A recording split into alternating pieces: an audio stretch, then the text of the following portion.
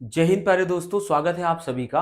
आज हम लोग मनोविज्ञान की एक बहुत ही बेहतरीन क्लास करने जा रहे हैं। ये यूपी टेट का प्रीवियस ईयर का पेपर है जो 2022 में हुआ था। इसके 30 क्वेश्चंस करेंगे। यहाँ पर आप देखेंगे लगभग 80% जो इसका पेपर का हिस्सा है वो सिद्धांतों और मनोवैज्ञानिकों से भरा हुआ है। यानी कहीं ना कहीं हमें अगर सीडीपी में अच्छा स्कोर करना है, और सीडीपी ही की बात क्यों करूं, अगर आप देखेंगे आपके जितने भी 4 पार्ट हैं वहां पर भी शिक्षण जो मुद्दे हैं उनसे संबंधित, इश्यूज से संबंधित जो क्वेश्चन बनते हैं उसके लिए आपको मनोवैज्ञानिकों के सिद्धांतों का पता होना बहुत जरूरी है। और जो नया नोटिफिकेशन यूपी टेट के लिए आएगा उसमें भी आप ये चीज देखेंगे, जो प्रीवियस पेपर्स हुए उनसे पैटर्न बदला हुआ आएगा। सिर्फ आपसे फैक्ट नहीं पूछे जाएंगे, आपसे कॉन्सेप्ट बेस्ड क्वेश्चन भी पूछे जाएंगे जैसा सीटेट पूछता है। तो इस चीज के लिए भी आप तैयार रहें, मतलब पेपर को बहुत ज्यादा हल्के में लेने की जरूरत नहीं है। इतनी बात आपको पहले ये बता दें। दूसरी बात ये है कि हमारा रेगुलर जो बेसिक से सीडीपी है वो तो क्लास स्टार्ट हो चुके हैं, 2-3 क्लास उसमें पढ़ भी चुके हैं। ये एक प्रैक्टिस के तौर पर हमने 30 क्वेश्चन यहाँ पर लिए हैं। ठीक है, 30 क्वेश्चन को आप देखिए, यहाँ से अपनी तैयारी को एनालाइज कीजिए, अपनी रणनीति बनाइए कि कैसा आपको आगे की तैयारी करनी है। अपने आप को आंकिए, मेरे कहने का मतलब ये है जैसा एक अच्छा स्टूडेंट करता है किसी भी परीक्षा से पहले। तो पहला क्वेश्चन देखते हैं हम लोग। और हाँ, यहाँ पर आप क्लास को स्किप मत करिए, मेरा विश्वास मानिए, आप 2 से 3 क्वेश्चन मात्र देखिए, आपको खुद ही लग जाएगा कि आपको पूरे 30 क्वेश्चन देखने चाहिए। ठीक है, तो क्या है, निम्न में किसके प्रयोग में कुत्ता एक विषयी था। इस बात का मतलब ये निकलता है कि कौन सा ऐसा मनोवैज्ञानिक था जिसने अपने अध्ययन में कुत्ते को एक विषय बनाया था या कुत्ते पर प्रयोग किया था। देखिए, आप सभी जानते हैं कि ऐसा कोई भी यहां पर नहीं होगा जो ना जानता हो आई.पी. पावलोव को। किसको? आई.पी. पावलोव को। आई.पी. पावलोव क्या थे? एक रूसी फिजियोलॉजिस्ट थे। क्या थे? एक रूसी फिजियोलॉजिस्ट थे। और ये उस टाइम पर डाइजेशन पर अध्ययन कर रहे थे। किस पर अध्ययन कर रहे थे? डाइजेशन पर अध्ययन कर रहे थे। और उसी अध्ययन के दौरान इनका जो अध्ययन चल रहा था वो किस पर चल रहा था? कुत्ते पर अध्ययन चल रहा था। इस अध्ययन के लिए ही इनको 1904 ईस्वी में क्या दिया गया था? नोबेल पुरस्कार मिला था। क्या मिला था? नोबेल पुरस्कार। तो याद रखना, 1904 ईस्वी में आई.पी. पावलोव को नोबेल पुरस्कार दिया गया था। किसके लिए? कुत्ते पर अपने अध्ययन के लिए। एक फिजियोलॉजिस्ट थे और इनके जो अध्ययन का नाम था जो इन्होंने दिया उसको दिया क्लासिकल कंडीशनिंग। क्या दिया? Classical conditioning. क्लासिकल कंडीशनिंग, जिसको हम कह सकते हैं शास्त्रीय अनुवंधन का सिद्धांत। शास्त्रीय अनुवंधन का सिद्धांत। ठीक है, इतनी बात आपको अभी हमने बताई। क्या था? अगर पूछा जाए पावलोव ने जो प्रयोग किया था उस प्रयोग का नाम क्या था, उसको हम बोलते हैं क्लासिकल कंडीशनिंग थ्योरी, जिसको हिंदी में कहते हैं शास्त्रीय अनुवंधन का सिद्धांत। ठीक है, और ये एक रूसी फिजियोलॉजिस्ट थे, इनको 1904 में नोबेल मिला था। इतने फैक्ट आपको पता चल गए। अब हम बात करते हैं ये क्लासिकल कंडीशनिंग थी क्या। देखिए, क्लासिकल कंडीशनिंग की बात करें तो सबसे पहले तो आपको पता होना चाहिए अनुवंधन क्या होता है।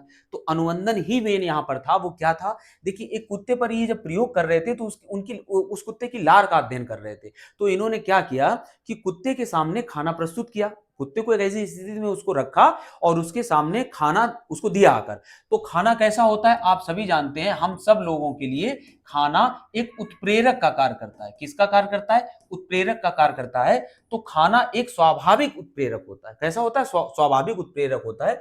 तो जब ये किसी के सामने लाया जाएगा तो ऑब्वियसली हमारे सामने भी अगर लाया जाए तो हमारी सलाइवा बनेगी, है ना। अच्छा खाना हम लोग देखते हैं तो कहते हैं ना मुंह से लार टपक आई, तो सलाइवा हमारी बनेगी, लार बनेगी। तो जब खाना कुत्ते को दिया जाता था तो उसकी क्या बनती थी? लार बनती थी। फिर उन्होंने अगले चरण में क्या किया? ये तो पहले चरण की बात हो गई।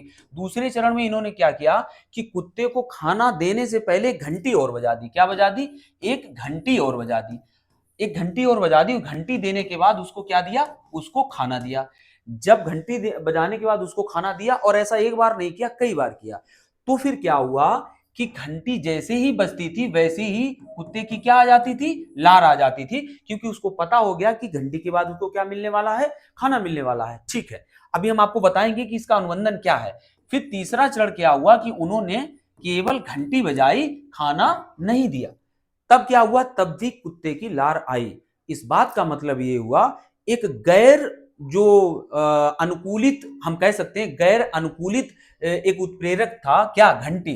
घंटी से कुत्ते का कोई लेना देना नहीं होता है, घंटी से उसको क्या ही मतलब, चाहे घंटी बजाओ या ढोलक बजाओ, उसको क्या लेना देना, उसको मतलब होता है अपने खाने से, उसको मतलब होता है अपने खाने से, और वो प्रतिक्रिया भी किसके प्रति करेगा? खाने के प्रति करेगा। लेकिन आपने अनुबंध कर दिया, किसका? आपने उस खाने का, इस खाने का अनुबंध किसके साथ कर दिया? घंटी के साथ कर दिया। तो जब भी घंटी बजती थी तो उसको ये पता चल जाता था कि क्या मिलने वाला है? खाना। अतः वह घंटी के प्रति भी क्रिया करने लगा। अब बहुत आराम से हल्के शब्दों में समझते हैं। छोटे जो बच्चे होते हैं नर्सरी क्लास के, उनके आपने देखा होगा स्कूलों में झूले वगैरह और खेलने की बहुत सारी चीजें व्यवस्थाएं की जाती है, क्योंकि बच्चे को अध्ययन से कोई लेना देना नहीं होता है, छोटे बच्चों को पढ़ाई से कोई लेना देना नहीं होता है ना। बच्चा जब पैदा होता है उसके बाद से वो घर पे क्या करता है? खेलता है। तो जब ये चीजें स्कूल में लगाई जाती है तो बच्चे को हम लोग एडमिशन के लिए ले जाते हैं और उसको दिखाते हैं कि देखिए ये, तब वो जब झूले वूले देखता है तो वो स्कूल जाना शुरू कर देता है कि हाँ यार यहाँ तो और अच्छी चीजें, घर से भी ज्यादा अच्छी।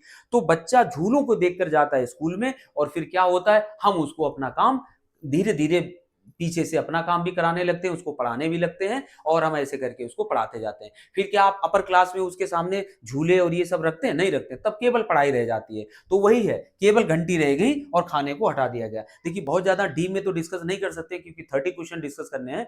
यहां से निष्कर्ष ये निकलता है कि ये सिद्धांत क्या कहलाता है? शास्त्रीय अनुबंधन कहलाता है। और हमने, उसने क्या कर दिया? खाने को घंटी के साथ, सॉरी, घंटी को संबद्ध कर दिया है, उसके, उसको उत्प्रेरक बना दिया, अनुबंध कर दिया है किसके साथ? कुत्ते के साथ। ठीक है, तो ये हो जाएगा पावलॉव का सिद्धांत। इतना आपको क्लियर हो गया होगा। थॉर्नडाइक का सिद्धांत हम आगे क्वेश्चन एक आएगा वहां पर डिस्कस करेंगे, यहाँ पर जगह नहीं है।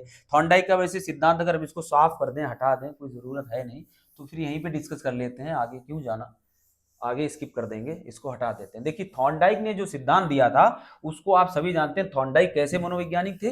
थॉर्नडाइक एक व्यवहारवादी थे। कैसे थे? व्यवहारवादी थे, बिहेवियरिस्ट थे, व्यवहारवादी मनोवैज्ञानिक थे। और थॉर्नडाइक ने ही ट्रायल एंड एरर थ्योरी दी। क्या थी? Trial and error theory. Trial and error theory, है ना।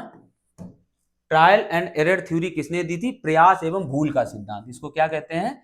प्रयास एवं त्रुटि का सिद्धांत। एवं त्रुटि का सिद्धांत। प्रयास एवं त्रुटि का सिद्धांत किसने दिया था? ये दिया था किसने? थॉर्नडाइक ने। और थॉर्नडाइक के अध्ययन का विषय क्या था? आपने देखा होगा, एक पिंजड़े में बिल्ली को ये कैद करते हैं और उस पिंजड़े के बाहर क्या रखते हैं? एक मछली रखते हैं। क्या रखते हैं? एक मछली रखते हैं। और जो बिल्ली होती है, अब इस थ्योरी का नाम पहले समझ लीजिए तब आपको और क्लियर होगा। इस थ्योरी का नाम था एसआर थ्योरी। एसआर थ्योरी का मतलब होता है स्टिमुलस स्टिमुलस रिस्पॉन्स थ्योरी। क्या होता है? Stimulus response theory. हिंदी में इसको समझिए, हिंदी में समझिए, उद्दीपक उद्दीपक अनुक्रिया सिद्धांत। क्या होता है इसका नाम? उद्दीपक अनुक्रिया सिद्धांत। मतलब समझिए आप, किसी भी प्राणी के सामने अगर आप एक उद्दीपक रखोगे, उद्दीपक मतलब आप समझ गए होंगे, कोई भी ऐसी चीज जो आपको, आपके काम की हो, आपके जरूरत की हो, उद्दीपक वही होता है। जैसे हमारी जरूरत की क्या चीजें होती हैं? खाना पानी, जो मूल उद्दीपक होते हैं। इसके अलावा नौकरी पैसा, ये सब उद्दीपक का कार्य ही तो करते हैं। तो ऐसा कोई भी उद्दीपक जब किसी प्राणी के सामने रखा जाता है तो उसके प्रति वह क्या करता है? अनुक्रिया करता है, कोई ना कोई क्रिया करता है। और जिस क्रिया से वह उद्दीपक को प्राप्त कर लेता है उसी को वो बार बार करने लगता है। बात इतनी सी है इनके सिद्धांत में, उसी को वो बार बार करने लगता है। इसी को उद्दीपक अनुक्रिया सिद्धांत कहते हैं। एसआर बॉन्ड थ्योरी कहते हैं। क्या कहते हैं? SR bond theory. मतलब उद्दीपक का अनुक्रिया के साथ क्या हो गया है? बॉन्ड हो गया है, संयोजन हो गया है, इसीलिए इसको संयोजनवाद भी कहते हैं। चलिए, बहुत ज्यादा डिटेल हम यहाँ नहीं कर सकते, जब इनके सिद्धांत पढ़ेंगे तब डिटेल में चर्चा करेंगे। ठीक है, अब हम आपको क्या, इसमें बिल्ली को विषय बनाया, बिल्ली विषय ही था इसमें। ट्रायल एंड एरर थ्योरी है। 1898 के करीब ये शायद आया था, शायद नहीं, क्लियर है, 1898 के करीब इन्होंने अपनी थ्योरी दी थी। ठीक है, अब बात कर लेते हैं स्किनर की, यहीं पर सबको खत्म कर देते हैं। स्किनर भी कैसे थे? स्किनर भी एक व्यवहारवादी मनोवैज्ञानिक थे, और इनकी जो थ्योरी थी उसका क्या नाम था? एसआर की जगह उल्टा कर दीजिए, स्किनर भी व्यवहारवादी थे। कैसे थे? व्यवहारवादी थे। और इनकी थ्योरी का नाम था आरएस थ्योरी। क्या नाम था? RS bond theory.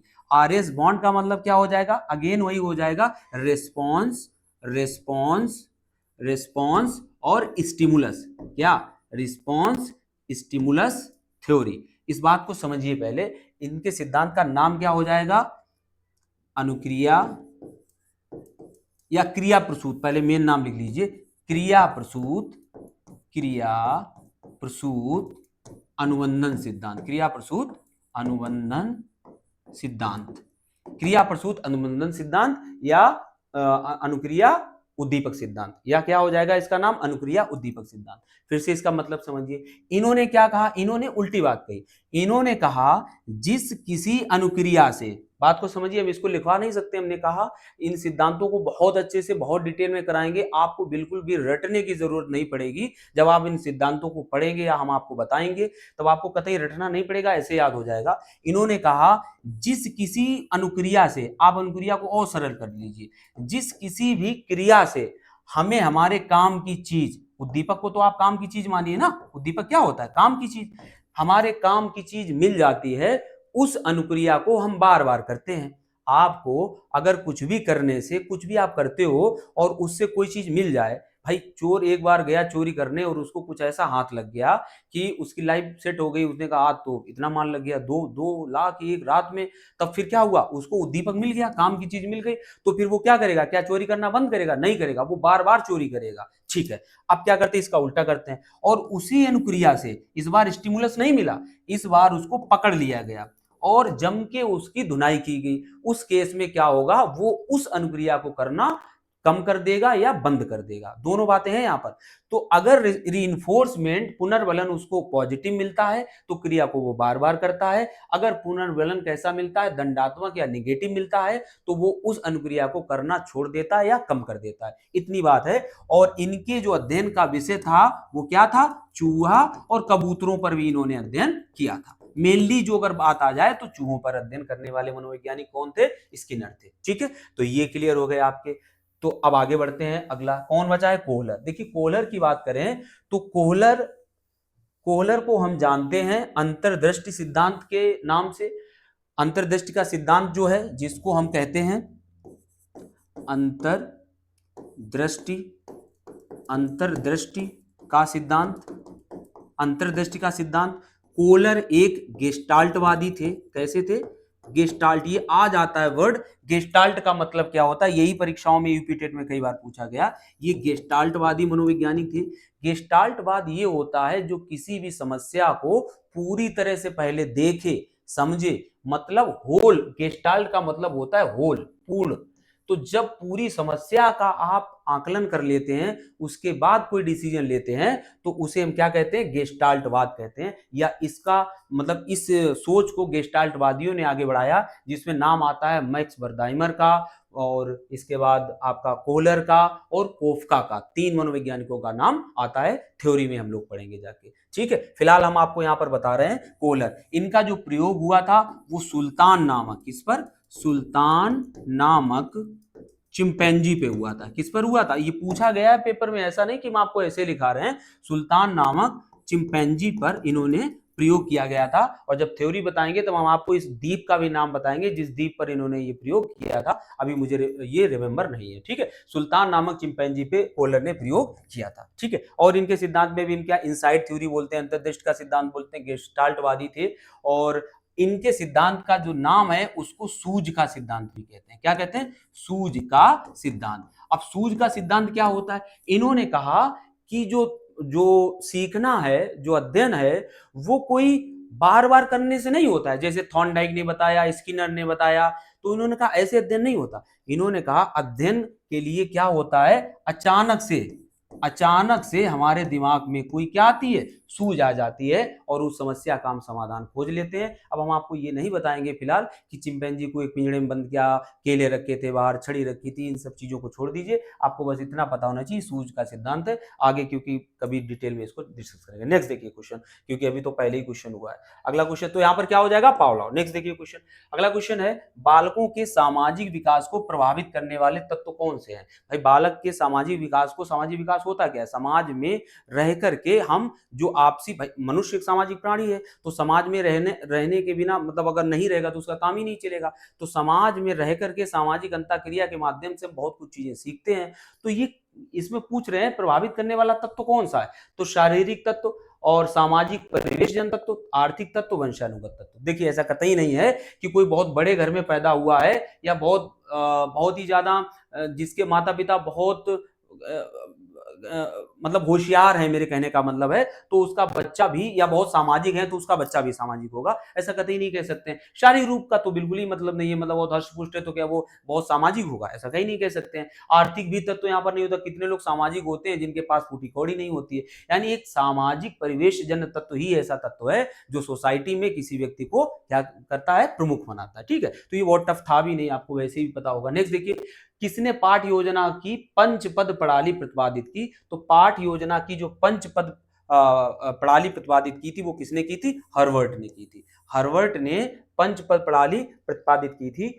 और अगर अन्य हम नाम देखें यहाँ पर, जिसे किलपैट्रिक का नाम जाना जाता है, किसके लिए, प्रोजेक्ट मेथड के लिए, किसके लिए, प्रोजेक्ट मेथड के लिए जाना जाता है। किलपैट्रिक का नाम अगर आए तो प्रोजेक्ट मेथड के लिए जाना जाता है। लर्निंग बाय डूइंग की जो बात कही, लर्निंग बाय डूइंग अगर आ जाए कि इस सिद्धांत या इस बात को प्रमुखता किसने दी, तो किसने दी थी, किलपैट्रिक ने दी थी। और जहां तक है ये बिल्कुल सही है कि ये किसके शिष्य थे, ये जॉन डीवी, अमेरिकन, जो यहाँ पर दिया भी है शायद डीवी, हाँ ये अमेरिका के मनोवैज्ञानिक थे, जॉन डीवी अमेरिका के मनोवैज्ञानिक थे।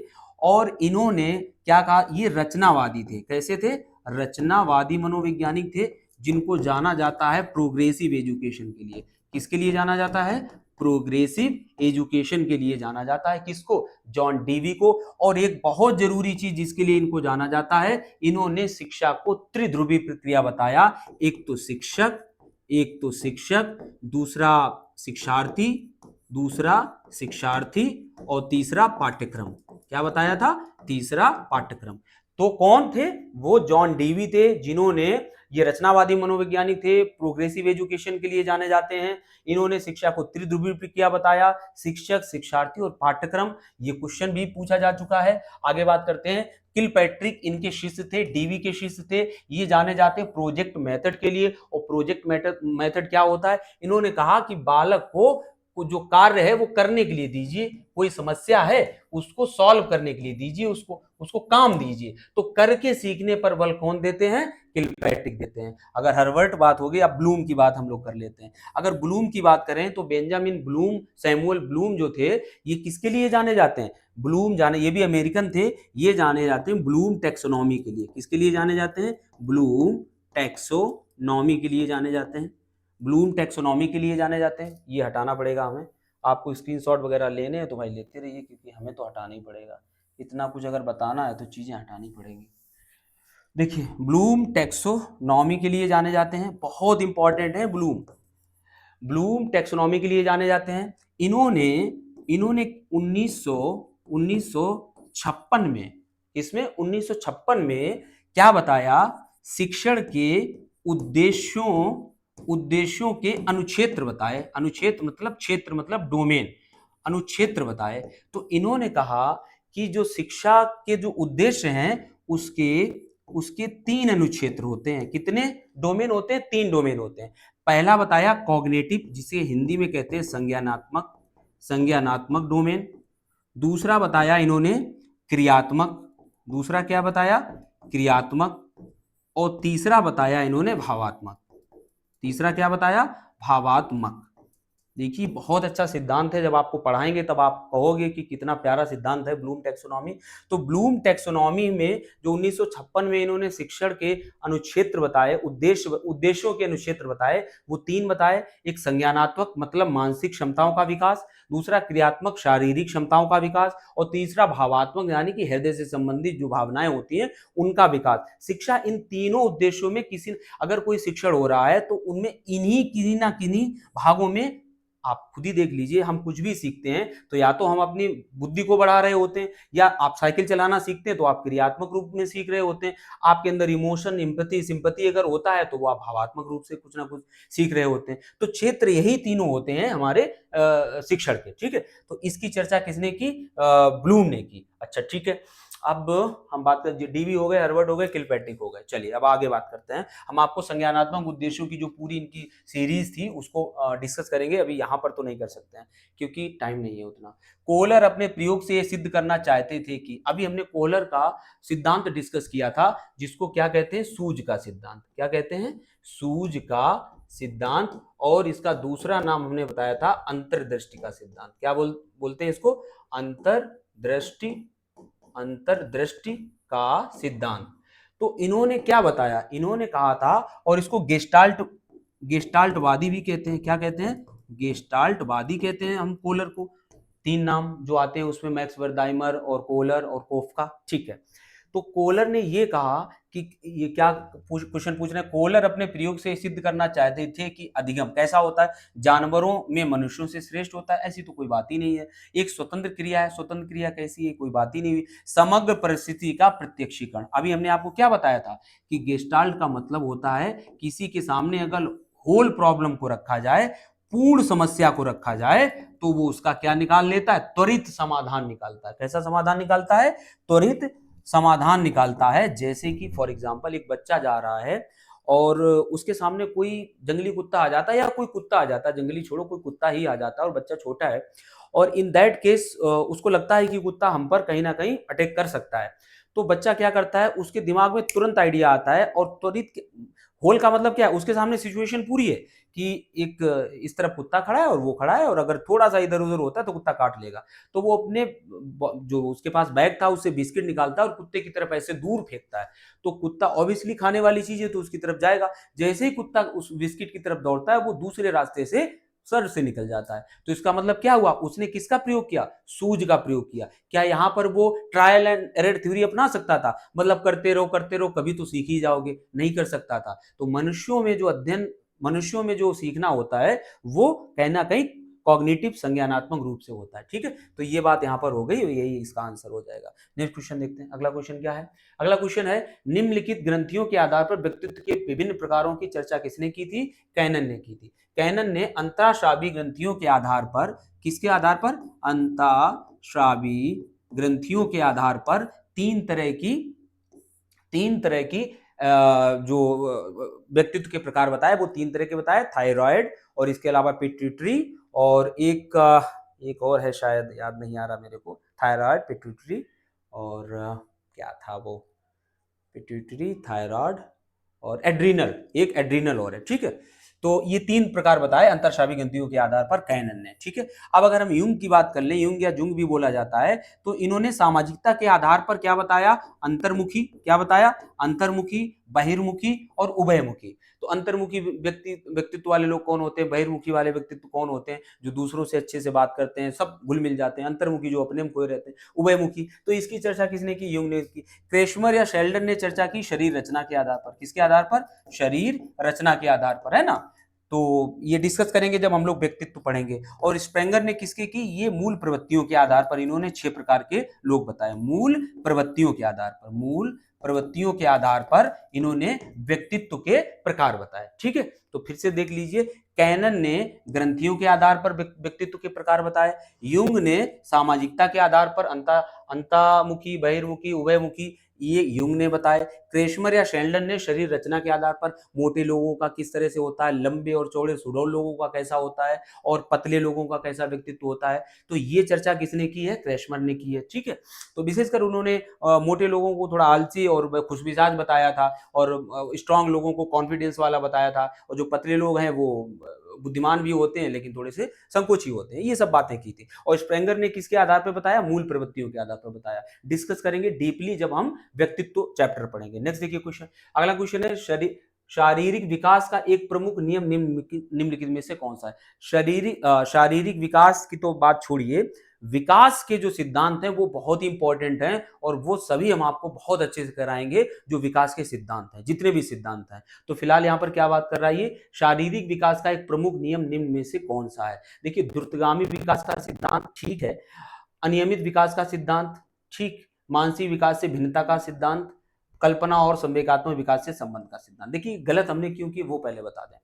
अनियमित विकास का सिद्धांत, विकास का जो सिद्धांत है वो अनियमित नहीं होता है, उसकी एक नियमित अपने क्रम को फॉलो करता है। विकास की गति कम ज्यादा हो सकती है, लेकिन ऐसा कतई नहीं है कि विकास का ये जो लिख रहे हैं अनियमितता, अनियमितता नहीं होती है विकास में। विकास का एक क्रम होता है, शैशवावस्था, बाल्यावस्था, किशोरावस्था, वो उसी क्रम में चलेगा और वैसा ही चलेगा, अनियमित नहीं होगा। ठीक है, मानसिक विकास से भिन्नता का नियम नहीं। विकास के जितने भी आयाम होते हैं वो सभी, चाहे वो मानसिक विकास हो, शारीरिक विकास हो, संवेगात्मक विकास हो, सामाजिक विकास हो, ये सभी आयाम एक दूसरे से इंटर रिलेटेड होते हैं, अंतः संबंधी होते हैं, ये आपस में भिन्न नहीं हो सकते, आपस में रिलेटेड होते हैं। अगला है कल्पना और संवेगात्मक विकास से संबंधित कोई बात ही नहीं। द्रुतगामी विकास का सिद्धांत समझ लीजिए, ये विकास का सिद्धांत है। देखिए, विकास, द्रुतगामी विकास ये कहता है कि विकास प्रत्येक अवस्था में समान गति से नहीं चलता है। आप सभी जानते होंगे, बच्चा जब पैदा होता है, शैशवावस्था में होता है, तो उसका विकास 5 साल तक बहुत होता है। वैसे तो 2 साल तक इनिशियल जो शैशवावस्था है वो 2 साल तक कंसीडर की जाती है, और इसके बाद 2 साल से 5 साल तक उसको आगे की स्टेज में माना जाता है। लेकिन फिलहाल आप समझिए कि 5 साल तक का जो बच्चा होता है उसकी डेवलपमेंट जो होता है बॉडी का, बहुत तेजी से हो रहा होता है, चीजों को समझने का बहुत तेजी से हो रहा होता है। इसके बाद जब वो बाल्यावस्था में प्रवेश करता है, उसकी गति कैसी हो जाती है, थोड़ी सी स्लो हो जाती है, और जैसे ही वो किशोरावस्था में पुनः आता है उसकी गति फिर से तेज हो जाती है। तो यहां से ये तो क्लियर हुआ कि जो विकास की गति है वो कभी कम कभी ज्यादा, यानी द्रुतगामी विकास तो होता है। ठीक है, इतनी बात क्लियर यहाँ पर हो गई होगी आपको। नेक्स्ट देखिए क्वेश्चन, निम्नांकित में किसका नाम सुजनन शास्त्र के पिता से जुड़ा हुआ है? देखिए, सुजनन शास्त्र का मतलब होता है, ये यहां पर लिखा है, फादर ऑफ यूजेनिक्स। यूजेनिक्स क्या कहता है? यूजेनिक्स ये कहता है कि अच्छे गुणों वाली संतानों को बढ़ावा मिलना चाहिए। इनका मतलब है, पहले समझिए इनको, इसका जो प्रतिपादन किया जो फादर हैं वो सर फ्रांसिस गाल्टन है। कौन है? Sir Francis, sir Francis Galton, sir Francis Galton है। और ये कजन थे डार्विन के। किनके कजन थे ये डार्विन के कजन थे। ठीक है, अब आगे बात करते हैं, इस बात से कोई लेना देना खैर इस बात का नहीं है। इन्होंने ये कहा, इन्होंने जो कहा वो बात समझिए। इन्होंने कहा अच्छे गुणों वाली, या हम यूं कहें अच्छे जीन्स वाले जो संतानें हैं उनको बढ़ावा मिलना चाहिए। तो एक तरह से इन्होंने बात तो गलत की, इसका बाद में आलोचना भी बहुत की गई थी। तो इन्होंने ये कहा कि अच्छे गुणों वाली संतानों को क्या किया जाना चाहिए? बढ़ावा मिलना चाहिए, आगे बढ़नी चाहिए। तो यही इनकी बात थी, और इसी को सुजनन शास्त्र के नाम से जानते हैं। और उसको किसने प्रतिपादन किया था? गाल्टन ने किया था। ठीक है, तो यही हमारा यहाँ पर आंसर हो जाएगा। डार्विन के ये कजन थे। नेक्स्ट देखिए, बुद्धि के द्विकारक सिद्धांत का प्रतिपादन किसने किया? देखिए, बुद्धि के कई सारे कारक हैं, बुद्धि चैप्टर में हम लोग पढ़ेंगे, मतलब कई सारे सिद्धांत हैं, कारक नहीं, कई सारे सिद्धांत हैं जिसको हम बुद्धि के सिद्धांत में पढ़ेंगे। लेकिन यहाँ पर जितनी चर्चा कर सकते हैं उतनी चर्चा करेंगे। अगर हम बात करें द्विकारक सिद्धांत की, तो ये सिद्धांत बहुत ही इंपॉर्टेंट सिद्धांत था, और ये सिद्धांत दिया था स्पीयरमैन ने। किसने दिया था? स्पीयरमैन ने दिया था। इन्होंने कहा था कि बुद्धि में 2 तरह के तत्व होते हैं, एक होता है जी फैक्टर, एक क्या होता है? जी फैक्टर, और एक होता है एस फैक्टर, एक होता है एस फैक्टर। जो सामान्य बुद्धि होती है, जी फैक्टर को क्या बोलते हैं? सामान्य बुद्धि। जो जी फैक्टर को बोलते हैं सामान्य बुद्धि, और एस फैक्टर को बोलते हैं विशिष्ट बुद्धि। क्या बोलते हैं? विशिष्ट बुद्धि। अब इस बात को समझ लीजिए आप। इन्होंने ये कहा कि जो सामान्य बुद्धि होती है हमारे प्रत्येक कार्य के लिए आवश्यक होती है। जो सामान्य बुद्धि होती है वो हमारे प्रत्येक कार्य के लिए कैसी होती है? आवश्यक होती है। हम अपने जनरल जितने भी कार्य करते हो लगभग सभी व्यक्तियों में ये पाई जाती है। जनरल जितने भी काम करते हैं उसके लिए किस बुद्धि की आवश्यकता होती है? सामान्य बुद्धि की। पहले ये चीज ध्यान रखना, क्वेश्चन ऐसे भी पूछा जा सकता है अब आगे के जो पेपर्स होंगे, कि अगर कोई व्यक्ति ये कार्य करना चाहता है तो उसके लिए उसको कौन सी बुद्धि की आवश्यकता पड़ेगी? तो उसके लिए किसकी पड़ेगी? जनरल इंटेलिजेंस, जिसको कि जी फैक्टर बोला जाता है। फिर विशिष्ट बुद्धि क्या होती है? देखिए, हम सभी लोग, चाहे हम हो या विराट कोहली हो, हम सभी लोग जनरल काम कर सकते हैं। हम लोग जो भी दैनिक क्रियाएं वो कर सकते हैं। एक स्तर तक हम लोग छोटे छोटे गेम्स भी खेल सकते हैं। एक स्तर तक हम लोग पढ़ा भी सकते हैं, लोगों को ज्ञान भी दे सकते हैं, बहुत कुछ कर सकते हैं एक स्तर तक। लेकिन क्या हर कोई विराट कोहली जैसा मैच, हम लोग क्या विराट कोहली जैसा मैच खेल सकते हैं, क्रिकेट खेल सकते हैं? क्या वो हम लोगों की तरह पढ़ा सकते हैं, या वो हम लोगों की तरह सीडीपी कर सकते हैं? नहीं कर सकते हैं। तो किसी ना किसी विशिष्ट गुण जो किसी व्यक्ति के अंदर होता है उसे ही क्या कहते हैं? एस फैक्टर कहते हैं। I think point will be clear. क्या कि जी फैक्टर क्या होता है, सामान्य बुद्धि, और एस फैक्टर क्या होता है। ये जो सिद्धांत दिया ये किसने दिया था, स्पीयरमैन ने दिया था। क्लियर हुआ। अब बात करते हैं थॉर्नडाइक की, अभी हमने आपको बताई थी ट्रायल एंड एरर थ्योरी 1898 में दी थी, छोड़ दीजिए। स्टर्न की बात करें तो आईक्यू की जो परिकल्पना है या संकल्पना है, आईक्यू की जो संकल्पना है, संकल्पना ये किसने दी थी, ये स्टर्न ने दी थी। और कब दी थी, 1912 ईस्वी में आईक्यू की संकल्पना किसने दी थी, स्टर्न ने दी थी। इसी को ही, अच्छा इनको ही सबसे पहले ये भी जाता है बुद्धिमापन, बुद्धि परीक्षण का जो श्रेय जाता है, अगर बात पूछी जाए बुद्धि परीक्षण का श्रेय सबसे पहले किसके लिए जाता है, स्टर्न के लिए। हालांकि बाद में कौन आ गए थे, बिने साइमन। जो आपको फेमस है, जो बुद्धि परीक्षण फेमस है वो किस नाम से है, बिने साइमन बुद्धि परीक्षण के नाम से ये फेमस हुआ। लेकिन इसकी जो शुरुआत की थी वो किसने की थी, स्टर्न ने की थी। क्लियर हुआ ये पॉइंट। और इनकी जो संकल्पना आई क्योंकि वो भी किसने दी, स्टर्न ने दी। चलिए स्टर्न हो गए। अगर हम बर्नर की बात करें, सर फिलिप बर्नर की बात करें, बर्नन की बात करें तो इन्होंने पदानुक्रमित, कैसा, पदानुक्रमिक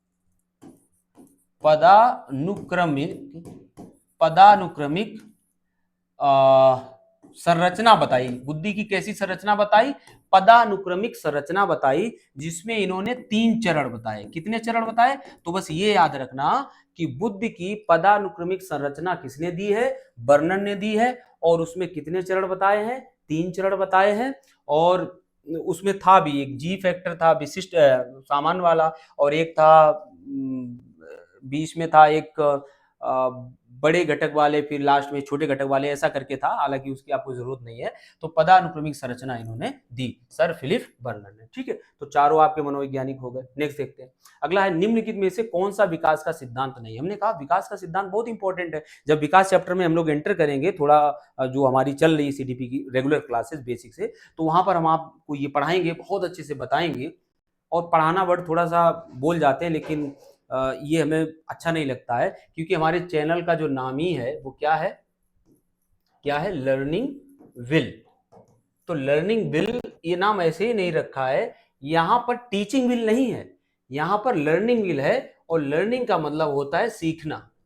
तो यहां पर सीखने से मेरा मतलब सिर्फ आपके सीखने से नहीं है, आपसे बहुत सी चीजें हम सीखें, हमसे बहुत चीजें आप सीखें। तो ये एक तरह से लर्निंग का प्रोसेस है जो हम लोगों के बीच चल रहा है ये। ठीक है, तो इसीलिए इसका नाम। और विल का मतलब है हम पूरी दृढ़ इच्छा के साथ में इसमें सीखने में लगे हुए हैं, चीजें चाहे कुछ भी हो। जरूरी नहीं वो टीचिंग रिलेटेड हो, आगे चल के चीजों का विस्तार भी किया जाएगा, ऐसा है। अच्छा, थोड़ा सी इंफॉर्मेशन आपको दे दें, हो सकता है लास्ट तक बहुत से लोग ना रहे। इंफॉर्मेशन इतनी सी है कि आप हमारी जो क्लासेज हैं वो रेगुलर क्लासेज आपको मिल रही हैं। ईवीएस की लगभग 7-8 क्लासेज, 8 क्लासेज लगभग पढ़ चुकी है ईवीएस की। बहुत ही बेहतरीन क्लासेज हैं, बिलीव मी। एक बार आप देख लोगे तो आप एक भी क्लास मिस नहीं करोगे, इतनी अच्छी क्लासेज ईवीएस की आपको वहां पर मिल रही हैं। मैथ्स आपको अब जो प्रीवियस ईयर पेपर्स थे वो 2-3 डिस्कस कर दिए गए हैं। इसके बाद नंबर सिस्टम से मैथ बहुत अच्छे से स्टार्ट की जाएगी। अगर आप पहला ही क्लास देख लेंगे तो आप बिल्कुल भी you will never miss it again, आप उसको कभी भी मिस नहीं करेंगे। ठीक है, तो आप उसको देखिए। और इसके साथ साथ जो भी जूनियर की चाहे वो एसएसटी वाले हों या फिर साइंस वाले हों, उसके रिगार्डिंग भी मटेरियल दिया जा रहा है। तो चीज़ें सब स्टार्ट हो चुकी हैं और बहुत बेहतर तरीके से कराई जा रही हैं। आप चैनल से जुड़ जाइए, इसको सब्सक्राइब करिए। और हमारा एक व्हाट्सएप पे ग्रुप चल रहा है, व्हाट्सएप पे, जहाँ पर हम रेगुलर कुछ क्विज भी कराते हैं, कुछ क्विज वगैरह भी कराते हैं, और पीडीएफ्स भी शेयर करेंगे। इसके अलावा वीडियोस को हम सबसे पहले वहीं पर शेयर कर देते हैं, मतलब पहले से ही उसको, कि आपको पहले मिल जाए। तो ये सब चीज़ें, क्योंकि वो यूट्यूब पे ज़रूरी नहीं चीज़ें आपको उतनी टाइमली मिल पाए, बहुत सारा वहाँ तो भंडार है, तो किसकी वीडियो कब आ जाए, ज़रूरी थोड़ी हमारी वहाँ पर पहुँचे। तो इसलिए ये थोड़ा सा डेडिकेटेड चैनल्स हैं, डेडिकेटेड चीज़ें हैं जहाँ से आप हमसे जुड़ सकते हैं। तो व्हाट्सएप के लिए एग्जैक्टली अभी हम तो आपको लिंक वगैरह इसमें प्रोवाइड नहीं करा सकते हैं, लेकिन आपको मिल जाएगी। शायद हम लगा देंगे फर्स्ट पेज या यहीं पर लगा देंगे जहाँ पर चर्चा कर रहे हैं, तो ये एडिटिंग के द्वारा हम लगवा देंगे। ठीक है, तब आप उसको यहाँ नंबर या कुछ लगवा देंगे, उससे आप कर लेना। ठीक है, चलिए देखिए, तो ये क्या हो जाएगा, निम्न में से कौन सा विकास का सिद्धांत नहीं है। तो देखिए, परस्पर संबंध का सिद्धांत। विकास के सभी आयाम, अभी हमने आपको बताया था विकास के सभी आयाम एक दूसरे से संबंधित होते हैं, तो यानी कि चाहे वो कैसा भी हो, शारीरिक हो, मानसिक हो, संवेगात्मक हो या फिर सामाजिक हो। निरंतर विकास का सिद्धांत, विकास एक निरंतर प्रक्रिया, इसमें बार बार जोर देने की बात नहीं है, जन्म से लेकर मृत्यु पर्यंत चलती रहती है। अनुकूलित प्रत्यावर्तन का जो सिद्धांत है ये अधिगम का सिद्धांत है। ये किसका सिद्धांत है? ये अधिगम का सिद्धांत है, ये विकास का सिद्धांत नहीं है। और समान प्रतिमान का सिद्धांत, एक जैसी जो प्रजाति होती है उसके विकास करने का जो प्रारूप होता है वो एक जैसा होता है। अगर मनुष्य का बच्चा है तो जिस तरह से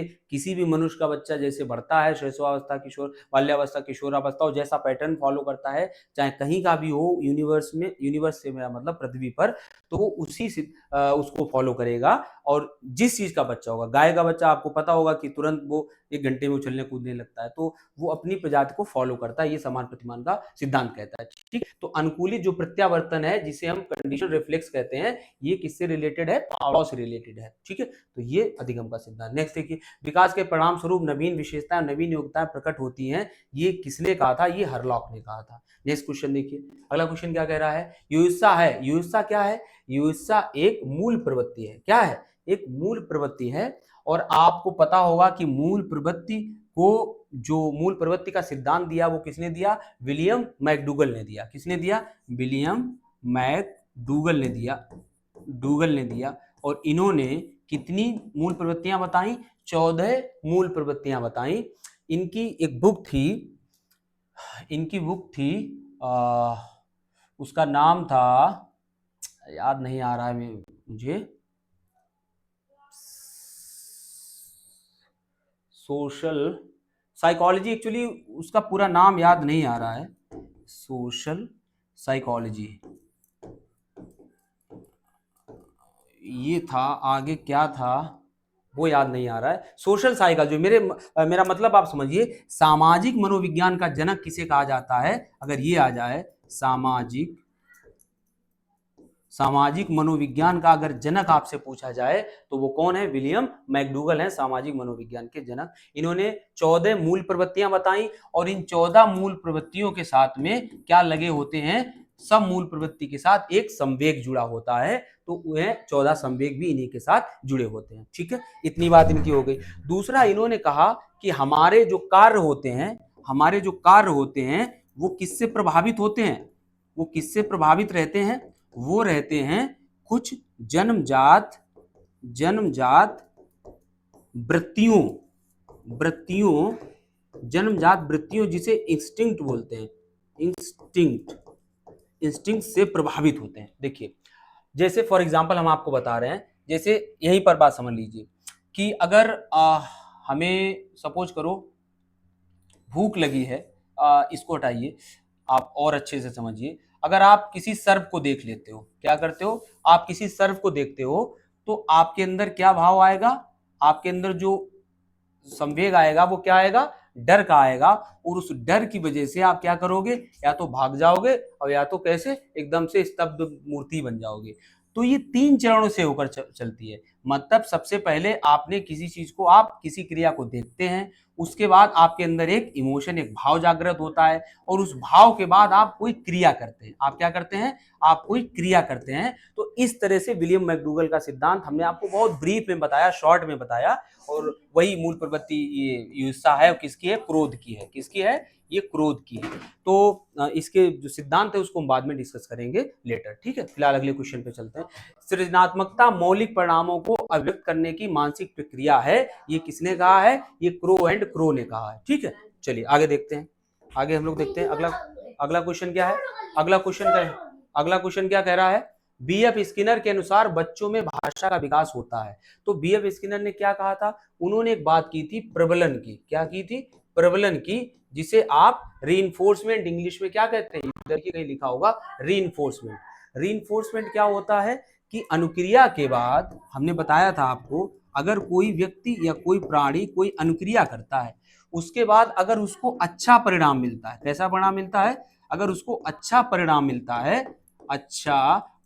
मिलता है तो वह उस अनुक्रिया से, अच्छा परिणाम मिलता है तो वह उस अनुक्रिया से क्या करता है? और करता है, मतलब और ज्यादा उसको करता है पॉजिटिव रिस्पांस मिलने पर। तो यही चीज यहाँ पर है। तो अनुक्रिया उसको रीइंफोर्समेंट मिलता है। क्या मिलता है? रीइंफोर्समेंट।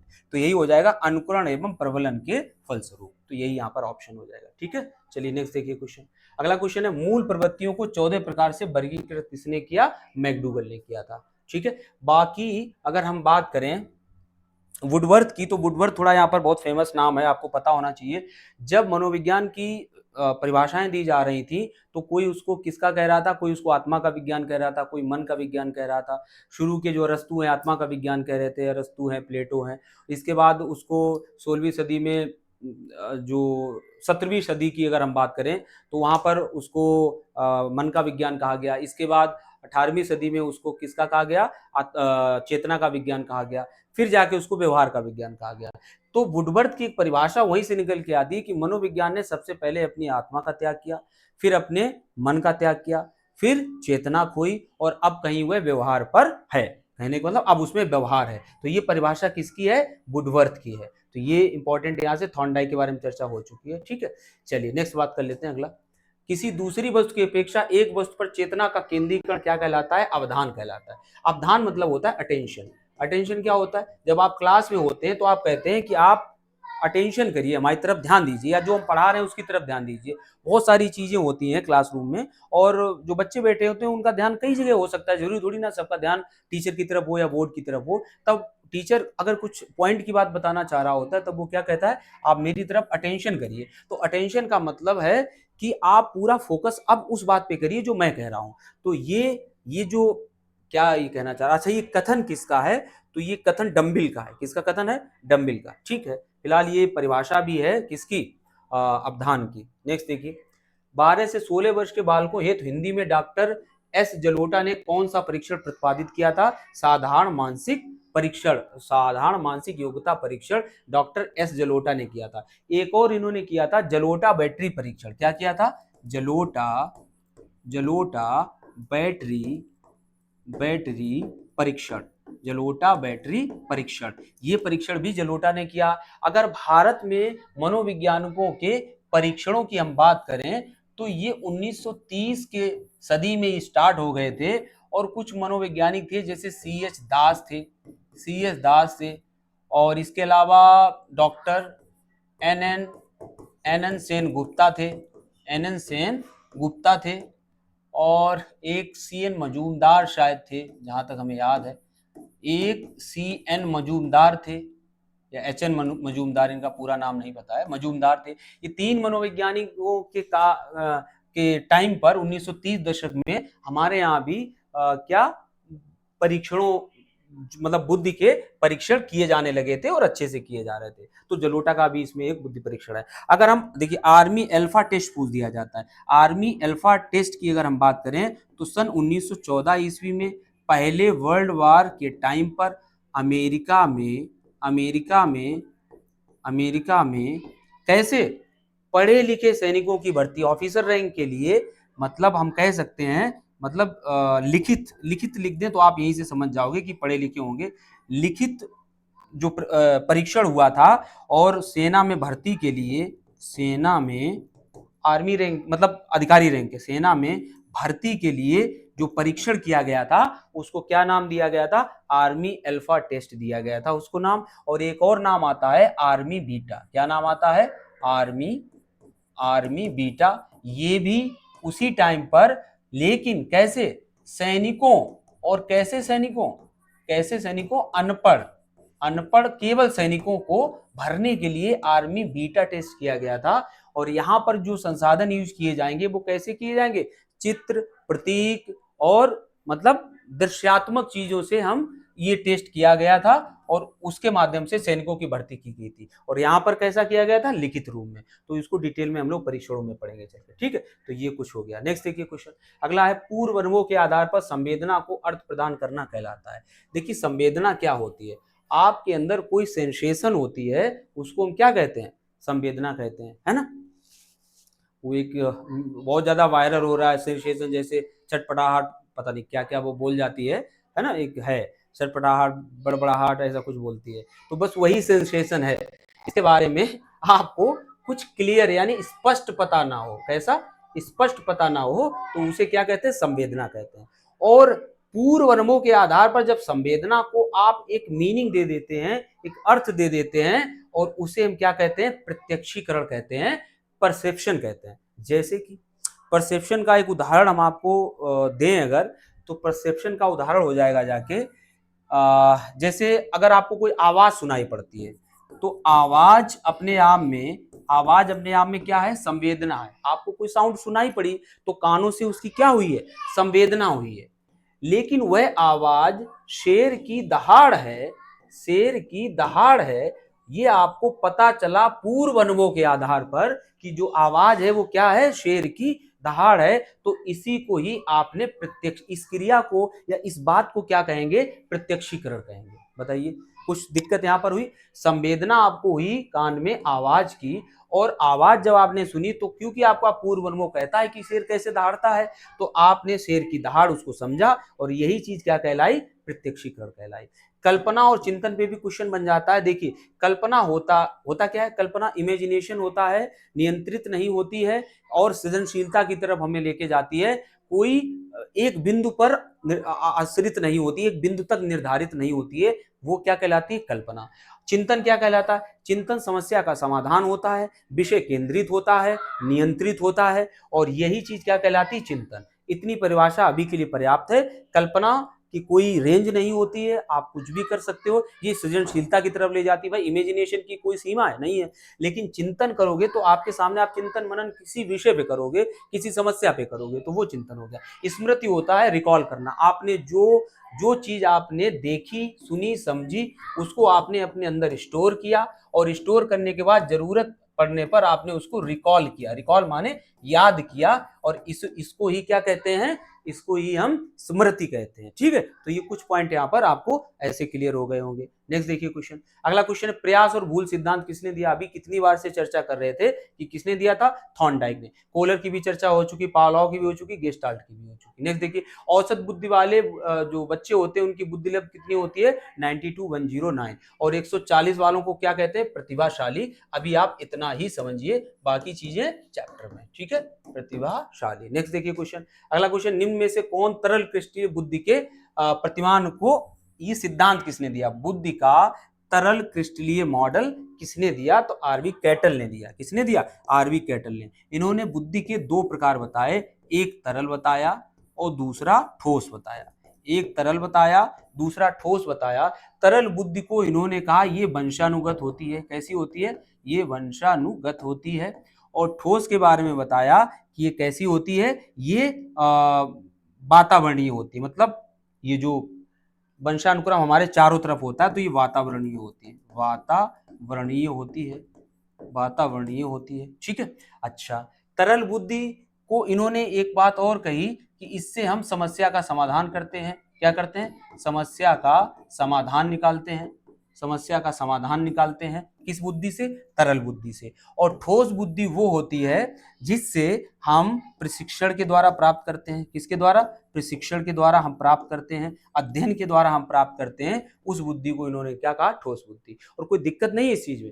भाई तरल बुद्धि वंशानुक्रम है, वंशानुक्रम से कितने लोग अनपढ़ होते हैं, पढ़े लिखे नहीं होते, लेकिन क्या वो समस्या का समाधान नहीं निकाल पाते हैं? तो ऐसी वो सभी चीजें जो बिना पढ़ा लिखा व्यक्ति भी कर सकता है, वो ठोस बुद्धि, तरल बुद्धि की कैटेगरी में आता है। और ठोस बुद्धि यानी जो आपने प्राप्त की है अध्ययन, प्रशिक्षण और अपने चारों तरफ के वातावरण से, उसको हम क्या कहते हैं? ठोस बुद्धि। और ये सिद्धांत किसने दिया था? कैटल महोदय ने दिया था। तो ये ध्यान रखना थोड़ा सा। बाकी स्किनर बताई चुके हैं, द्विकारक सिद्धांत दिया, थॉर्नडाइक, टालन, हेरेथ्यूति। बर्नर ने जो सिद्धांत दिया था, बर्नर का सिद्धांत था, अभी तो हमने आपको शायद बताया था, ये सर फिलिप बर्नर, हाँ, इन्होंने बुद्धि का जो सिद्धांत दिया उसका नाम था पदानुक्रमिक। अभी बताया था आपको, पदानुक्रमिक संरचना सिद्धांत, है ना। तो तीन तरह के यहाँ बताए थे, वो बर्नर ने दिए। नेक्स्ट देखिए क्वेश्चन, अगला है क्रिया प्रसूत अनुबंधन सिद्धांत। क्रिया प्रसूत ऑपरेंट कंडीशनिंग, ऑपरेंट कंडीशनिंग सिद्धांत किसने? तो ऑपरेशन, क्रिया पहले कौन करवा रहा था? तो क्रिया कौन करवा रहा था? स्किनर करवा रहे थे। यही स्किनर क्रिया करवा रहे थे, किस पर? चूहों पर। और फिर उनको क्या दे रहे थे? ये पुनर्वलन या फल दे रहे थे, उसका पुनर्वलन या फल दे रहे थे। तो पहले क्रिया कौन करवाता है? वीएफ स्किनर करवाते हैं। ठीक है, तो क्रिया प्रसूत अनुबंधन सिद्धांत जो इन्होंने किस पर किया था, चूहों पर किया था, यही स्किनर हो जाएंगे। अगर हम यहाँ पर सीएल हल की बात करें तो हल ने एक सिद्धांत दिया जिसका नाम था ड्राइव रिडक्शन थ्योरी।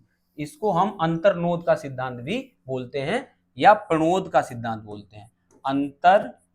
अंतर्नोद या प्रणोद न्यूनता का सिद्धांत, जिसको इंग्लिश में बोला जाता है ड्राइव रिडक्शन थ्योरी। देखिए इस सिद्धांत का मतलब क्या है, बस वो आप समझ लीजिए। इन्होंने कहा जो व्यक्ति कोई क्रिया करता है, व्यक्ति या प्राणी, मतलब व्यवहारवादी थे, सीएल हल भी क्या थे, एक व्यवहारवादी थे। इन्होंने कहा व्यक्ति या प्राणी जो क्रिया करता है उस क्रिया के पीछे क्या छिपा होता है, उस क्रिया के पीछे एक कोई सीएल हल, उस क्रिया के पीछे कोई जरूरत या आवश्यकता छिपी होती है। क्या छिपी होती है, आवश्यकता। बात को समझिए, बहुत अच्छा सिद्धांत है। कोई ऐसे ही क्रिया नहीं करता है। उन्होंने कहा कि बिल्ली थी और उसको अगर कोई मछली दिखाई गई, स्टिमुलस दिखाया गया तो उसको जाने के लिए वो कोशिश करेगी उसे पिंजड़ा से बाहर निकालने की, लेकिन अगर वो भूखी ही नहीं होगी तो क्यों बाहर निकलेगी। कहने का मतलब समझिए, उसको आवश्यकता तो होनी चाहिए। भाई हम लोग किसी चीज के पीछे भागते हैं तो क्यों भागते हैं, क्योंकि हमें उसकी क्या होती है, नीड होती है। तो इन्होंने यही कहा जब तक हमें किसी चीज की नीड होती है तब हम उसके पीछे भागते हैं, और जब वो नीड हमारी पूरी हो जाती है और हमारी क्रिया कैसी हो जाती है, फिर मंद या शांत हो जाती है। इसीलिए इसको ड्राइव रिडक्शन माने कम होना थ्योरी का। तो प्रणोद अंतर्नोद जो हमारे अंदर एक बहुत ज्यादा जागृत होता है ना किसी चीज को, भाई भूख लगती तो खाना के लिए बहुत छटपटाते हैं, लेकिन खाना मिलने के बाद हम क्या हो जाते हैं, शांत हो जाते हैं, मतलब खाना मिल गया। तो उसी सिद्धांत का प्रतिपादन किसने किया था, सीएल हल ने किया था। ठीक है, बाकी सिद्धांत तब देखेंगे। थॉर्नडाइक हो गया, स्किनर, बाकी कार्डी वगैरह तो इंपॉर्टेंट नहीं है, बहुत बड़ा सिद्धांत इन्होंने नहीं दिया। नेक्स्ट देखिए क्वेश्चन, ब्लूप्रिंट निम्न में से किसका है, तो ये हो जाएगा परीक्षण निर्माण का। नेक्स्ट देखिए, विकास की पूर्व संक्रियात्मक अवस्था किसने दी। देखिए अब बहुत देर बाद ये क्वेश्चन आया, इसको तो पहले ही आना चाहिए था। अगर हम पियाजे सर की बात करें तो इन्होंने चार अवस्थाएं बताई। इनका सिद्धांत का नाम है संज्ञानात्मक विकास। अगर सीटेट की बात करें तो सबसे फेमस यही मनोवैज्ञानिक है, संज्ञानात्मक विकास का सिद्धांत, कॉग्निटिव डेवलपमेंट थ्योरी। तो इन्होंने ये कहा कि किस तरह से हमारा संज्ञान से मतलब आप समझते हो, हमारे सोचने, समझने, विचार करने, तर्क करने, है ना, कुछ भी वो क्रिया जिसके हम कह सकते हैं मानसिक क्रियाएं। कैसी मानसिक क्रियाएं, कोई भी ऐसी मानसिक क्रिया जो हम मस्तिष्क से करते हैं, उसके विकास का जो सिद्धांत है वो किसने दिया है, पियाजे सर ने दिया है। और पियाजे सर की अगर हम बात करें, जीन पियाजे सर की, तो इनकी जो पहली अवस्था है उसको बोलते हैं इंद्रिय जनित गामक अवस्था। इंद्रिय जनित गामक अवस्था, जिसको सेंसरी मोटर स्टेज बोलते हैं अवस्था, और ये जन्म से 2 वर्ष तक मानी जाती है। कितने, जन्म से 2 वर्ष तक। दूसरी अवस्था होती है पूर्व संक्रियात्मक अवस्था। अब पूर्व संक्रियात्मक अवस्था, अब इसके बारे में हम डिटेल में अगर आपको बताने लगे तो पूरा लेक्चर और आधा घंटा बढ़ जाएगा। पूर्व संक्रियात्मक अवस्था, क्योंकि ये इतना इंपॉर्टेंट है अपने आप में अवस्था। ठीक है, ये होती है 2 से 7 साल तक। फिर आती है मूर्त संक्रियात्मक अवस्था, बहुत एक लाइन में इसको बताएंगे, मूर्त संक्रियात्मक अवस्था। फिर होती है औपचारिक संक्रियात्मक अवस्था।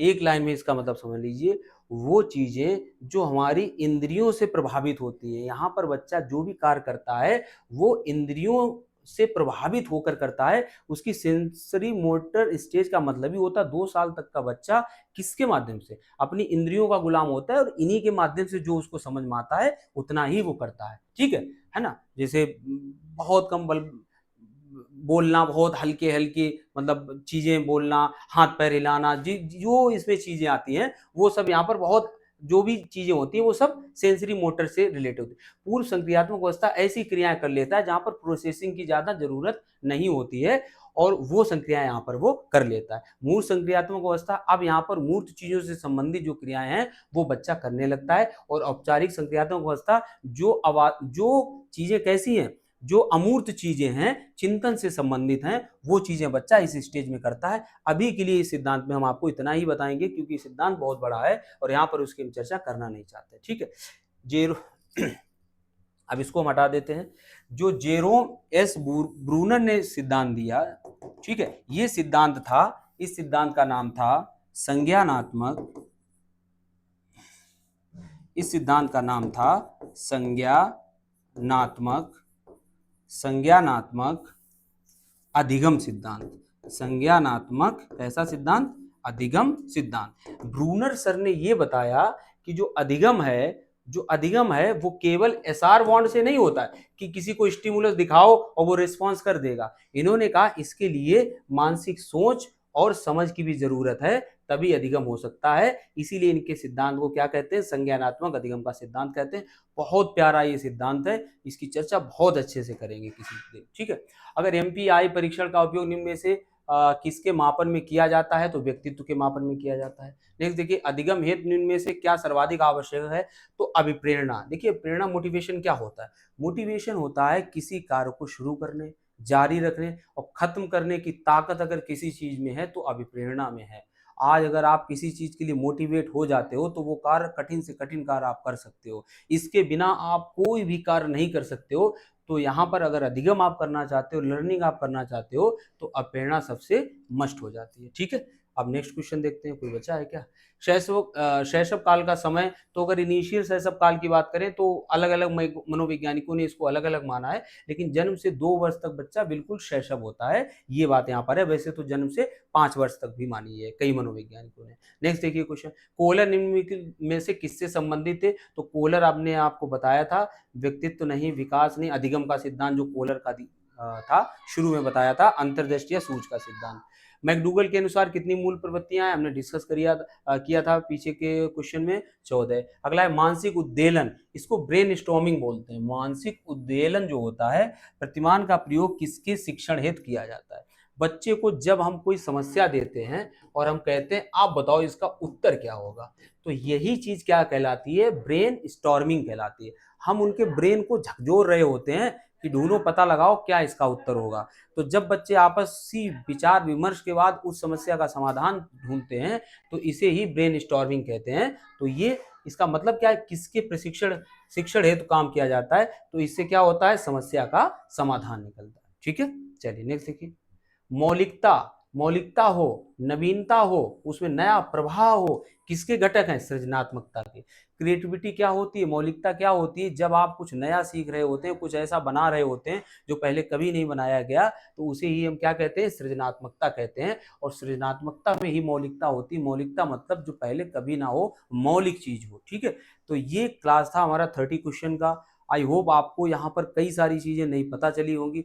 देखिए हमें भी पता है कि पहला क्लास आपको ऐसा लगा होगा कि ये सब चीजें क्या हैं, जिसको सपोज करो अगर कोई हमारा टीचर भाई इसको देख रहा होगा तो उसको ये लग रहा होगा कि सब क्या है, हमारे तो पूरा बाउंस जा रहा है। देखिए बिल्कुल भी अभी बाउंस आपको जा सकता है, 20% ही क्या पता आपको समझ में आया।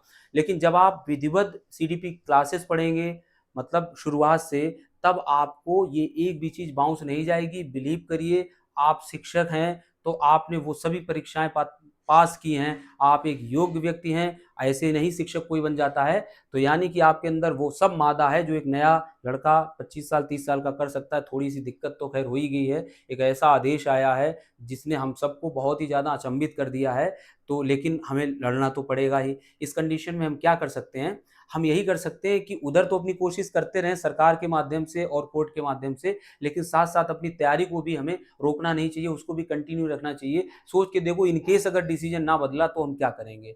तो उस कंडीशन में हमारे लिए सबसे अच्छा यही है कि हम तैयारी को भी जारी रखें और अपनी उधर की कोशिश को भी जारी रखते हैं। हम तो कहते हैं ये डिसीजन किसी तरह से बदल जाए, लेकिन अगर ऐसा नहीं होता है तो तैयारी भी रखनी पड़ेगी, अन्यथा की स्थिति में हम सभी जानते हैं कितना ही बहुत कुछ हो सकता है ना। तो चीज़ें आपको सब समझ में आएगी, एक-एक चीज़ समझ में आएगी, 2.5 से 3 महीने में पूरी मनोविज्ञान खत्म होगी। अन्य विषय तो खत्म होंगे, उसके साथ मनोविज्ञान भी इतने समय में खत्म होगी। अब क्लासेस बहुत स्पीड से चलेंगी। आप मान लीजिए कि आज कितनी हो गई है, जो भी आज डेट हुई है 23-24 जब आपको वीडियो मिलेगी, तो इसके बाद से जो क्लासेस रहेंगी बहुत रेगुलर रहने वाली हैं। लगभग डेली आपको सीडीपी क्लास हम प्रोवाइड कराएंगे, चाहे वो ऑब्जेक्टिव हो या फिर आपके जो सिलेबस हमने स्टार्ट किया वहाँ पर हो। डेली सीडीपी की और डेली मैथ, ये तो डेली ही क्लास आपको मिले, और ईवीएस, 3 चीज़ों की। बाकी अगर हिंदी है, संस्कृत है, इसमें ऑल्टरनेट भी हो जाए तो भी कोई दिक्कत नहीं है, ठीक है। तो यहाँ तक आपने अगर वीडियो को देखा है तो चैनल को सब्सक्राइब जरूर कीजिए, दोस्तों के साथ शेयर कीजिए। और इसका सबसे बड़ा बेनिफिट ये मिलेगा, जितने ज़्यादा लोग हमसे जुड़ेंगे, आप बिलीव मानिए, आप ये सोच के शायद ना शेयर करें कि क्यों हम किसी को शेयर करें, अरे हम ही पढ़ लें, तो ऐसा मत करिए। इसमें होता क्या है ना कि सामने वाला इतनी मेहनत करता है, इतना एफर्ट लगाता है, तो अगर लोग ज़्यादा जुड़ते हैं तो अच्छा काम करने के लिए हमें भी मोटिवेशन मिलता है। तो लोगों से ज़्यादा इसको शेयर कीजिए, लाइक कर दिया कीजिए। आप पूरा वीडियो देखते हैं लेकिन लाइक नहीं करते हैं तो लाइक कर दिया कीजिए, और कुछ कमेंट हो, कुछ बताना हो तो वो भी आप कमेंट कर सकते हैं। बाकी आप इसका हम आपको जो चैनल उस पे ग्रुप है जो व्हाट्सएप पे, उसका हम आपको शेयर करवा देंगे। Thank you for watching.